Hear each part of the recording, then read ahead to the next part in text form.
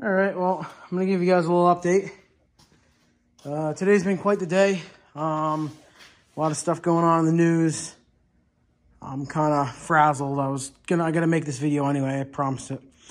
So the C125 is about to get a big change. As you can see right now, it's still running the diesel. I'm debating on whether or not to upload the previous video of this thing or not. I've ran into a few issues. The shaft is just too short. I can't get a good grip on it. The pulley keeps getting loose and wobbling. I've tried. A couple other options I could do, but that's not the end of it. The other day I was running it and it started to smoke a lot of white. I fiddled around with the injection pump a little bit and I can't get it to stop. It's also making this really loud knocking noise, which I know the diesels already knock as I've run this one for almost a year. But it's making more of a noise, so I'm hesitant to keep it in this tractor.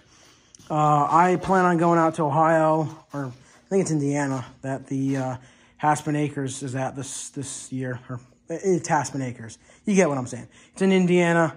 I plan on headed out there with the crew, and I ordered about $1,000 worth of stuff for this thing last night, including 27, 11, 12 Mega Mayhems, 19, 7, 8 front. I think they are Sun Fs. I don't remember what the model number is.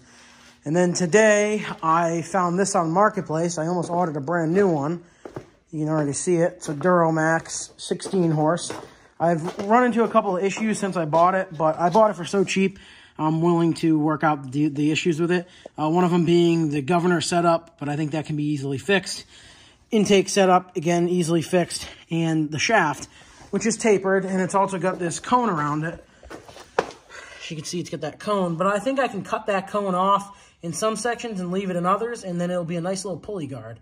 As far as the tapered shaft goes, I'm going to take the windings off of the stock piece that fits on there and send it out to a shop and have them mill it down and make it so I can put a 1-inch pulley on it. So the tapered shaft's not going to be a problem. Intake's not going to be a problem, obviously. I got plenty of parts for that. And I think I'm going to rob the top plate off of that 420 that's sitting down there and the intake horn, or just the intake there, and that top governor plate off of the 420.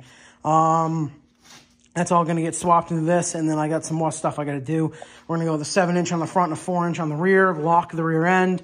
Me and Bill, so the other kid in the videos, recently with the wheel horse with the 301 on it. We're both going to lock our trannies the same day, hopefully. I got this tranny, I got one outside, and I got one under the bench right there. So if anything goes awry, we're going to be fine. This one's the one leaking the most, so I'm going to use this one. I'll put new seals in it. I already got the seals. Yep, and then we're going to put the 16-horse Duramax on there with the tank, with a lot of parts from that 420. The 420 doesn't run, but there's still good parts on it. So we'll take all the good parts off the 420 and the Duramax and pretty much make one unit. And then we're just testing. And then we're going to test until it's pretty much too late to test anymore. We'll probably be testing the night before. I want to make sure this thing's going to be rock solid, ready to go. I'm not going to drive 13 hours for it to fail. Of course, I will be taking the diesel, but the diesel just is not going to keep up with the guys out in Midwest, I don't think. We'll see. We'll give it a shot, but I'm going to pretty much be kind of taking inspiration from Creepy Crawler's build. I have been talking with him on Facebook, so I'm getting some tips and tricks from him, which is awesome. I really appreciate that. And, yeah, we're pretty much just going to see what happens. I'm going to be pulling some of the deck mount bracket stuff off of it. I'm also working on a custom front axle. That'll be pretty cool. And, yeah, we're pretty much going to go from there. So, hopefully I didn't waste my $75 on this Duramax. I don't think I could have. It's even if I go on, and then what I'll end up doing is, if I have to order a new one, instead of the 18, I'll order the 16, and then I have a full parts motor right here that runs like a top, by the way. So we'll give it a shot, see what happens. And if the Duramax does work out, I'm going to do what all the teenage kids do, where they put the like Power Stroke P on the back of their truck, which I'm guilty of. And I'm going to get a decal with just a big D, and it's just say Duramax instead of Duramax, just to be funny. I don't know. But, yep, so, and then the Kenda Executioners and those Bear Claws, whatever they are going to go back on this machine. This machine's going to be exactly the same. But this is going to get like lights and a winch and everything because that actually has a charging system and the diesel doesn't. So that's pretty much it, guys. Thanks for watching. And yeah, stay tuned.